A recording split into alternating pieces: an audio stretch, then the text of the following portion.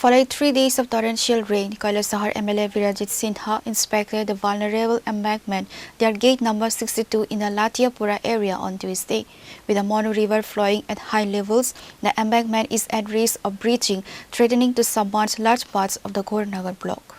While the administration is currently using sandbags and cement blocks for emergency reinforcement, the MLA criticized the government for the lack of permanent solutions. He stated that temporary repairs are insufficient. খবর নিতে এসেছি কারণ এখানে পঞ্চায়েতে যারা আছেন তারা আমাদেরকে রিপোর্ট করেছেন যার জন্য পঞ্চায়েত সমিতির ভাইস চেয়ারম্যান সহ আমরা এক টিম এসেছি যে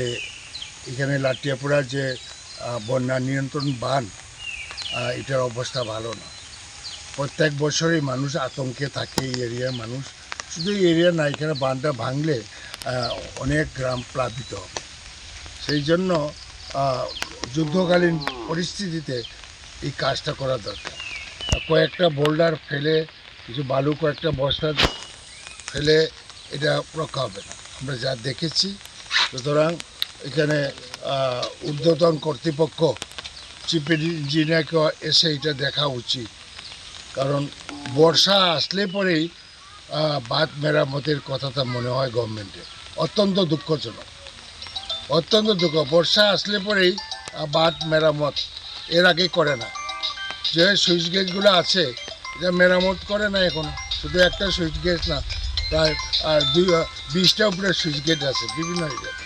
এটা আমরা বারে বারে বলছি যে সুইচ গেটগুলো মেনটেনেন্স করা দরকার কারণ 40 বছর আগে সুইচ গেট লোয়ার যাই হোক আমরা দেখলাম আমরা বিধানসভাতেও তুলব কালকে বিধানসভা অধিবেশন আছে চেষ্টা করবো এখানে আপনি একটু করার না এলে করতেন না কেউ জানাই যায় আপনি সব জমছে